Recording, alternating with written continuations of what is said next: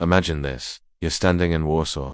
The year is 1989. The air smells like burnt coal and hopelessness. You're holding stacks of cash, millions of zloty, and it's completely useless. You can't buy bread. You can't buy meat. The shelves are empty. Factories are silent. The economy is already dead. You're just attending the funeral. Now let me tell you something that sounds insane. This same country, this grey, broken, post-communist wreck, will within one generation become richer than Portugal, challenge the UK, and turn into the industrial engine of Europe. You'd laugh. You'd say I'm drunk. But that's exactly what happened. This is not a fairy tale. This is not luck. This is an economic knife fight.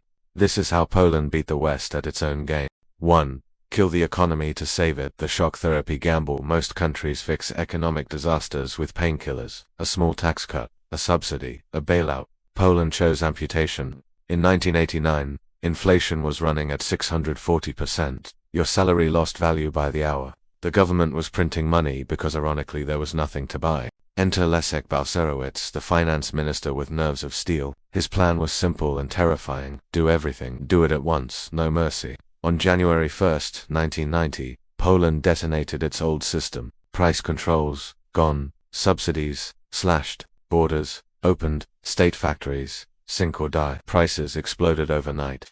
Unemployment surged past 20% in some regions. Entire towns collapsed. People sold furniture on sidewalks to survive. It was economic cold turkey. Pain now or collapse forever. And here's the part nobody expected. It worked. Hyperinflation died.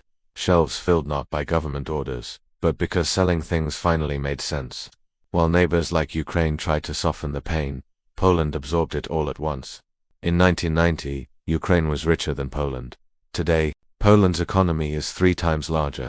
The trauma rewired the country. No safety net, no guarantees, just hustle or starve. They chose hustle. 2. The only country that beat 2008, the Green Island. Fast forward to 2008, the world collapses, banks implode, governments panic, Europe bleeds red. Every EU economy shrank, every single one, except Poland. While the continent burned, Poland grew by nearly 3%. They called it the Green Island. Why? Because Polish banks were paranoid. They didn't gamble, they didn't load toxic debt. They stayed boring.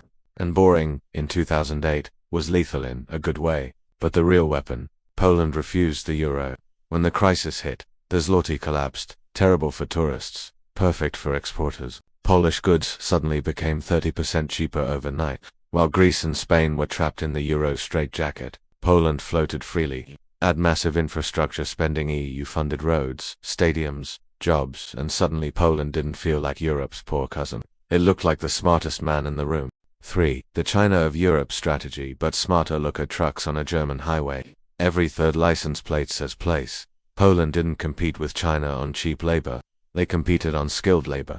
Highly educated workers, technical degrees, German-level quality at a fraction of the cost. Volkswagen, Mercedes, Bosch, Whirlpool. If you own appliances in Europe, odds are they were made in Poland. Special economic zones sealed the deal. Build here. No taxes for a decade. Factories flooded in. Amazon, Google, JP Morgan. But here's the truth. Nobody romanticizes Polish workers' grind.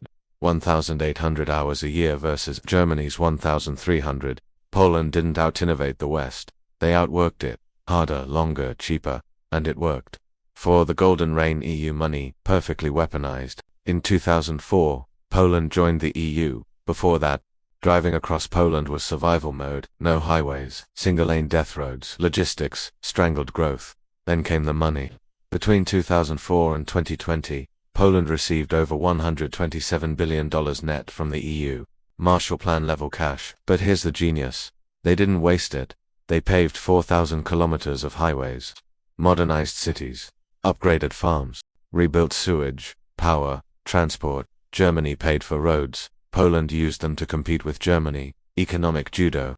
5. From coal to code, the tech pivot nobody expected. Then something unexpected happened. Video games. A group of former bootleg CD sellers built The Witcher. CD Projekt Red became a global force. That was the signal. Poland had a hidden advantage. Math. Communism trained engineers, not influencers. When the wall fell, that talent stayed. Now, banking software R&D hubs, global tech backends are quietly written in Warsaw and Krakow. Poland skipped legacy systems, while Americans still write checks and Germans worship cash. Poland built BLI Instant, free universal payments. A digital middle class was born. But success split the country. Poland A, rich, urban, liberal. Poland B, rural, conservative. Angry, the tension fuels modern politics. 6. The demographic time bomb, the miracle's weak spot now. The bad news, Poland is shrinking. Fertility, 1.26. Replacement needs 2.1. Shock therapy left scars. People delayed families, then they left. Over 2 million young Poles emigrated.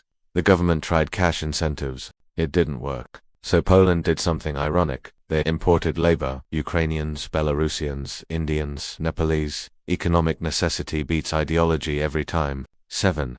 Safety as a selling point, the new Western dream. While Western cities struggle with crime and unrest, Poland became boring, clean streets, low crime, safe nights, and suddenly, that's valuable. Poles are returning. Foreign professionals are arriving. Poland didn't copy the West, it became what the West used to be. 8. Fortress Europe, the military pivot after 2022. Poland stopped waiting. They started arming tanks, jets, artillery, over 4% of GDP on defense, more than the US.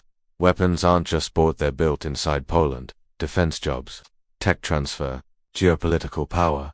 Warsaw is no longer a junior partner, it's the bouncer at Europe's door. 9. The final boss, the middle income trap. Now comes the hardest part. Poland is no longer cheap. Wages are rising fast. The old model is breaking. To survive, Poland must innovate and assemble. Some successes exist, some failures too. This phase decides everything. Final thoughts, the student becomes the master. Poland didn't get lucky, it stayed hungry. It accepted pain early, stayed boring in chaos, built relentlessly. The West grew comfortable, Poland didn't. Now the gap is closing, and history says, the hungry eventually overtake the comfortable. So here's the real question, is Poland the future of Europe, or is the demographic cliff waiting to collect the bill? Tell me what you think. Stay hungry.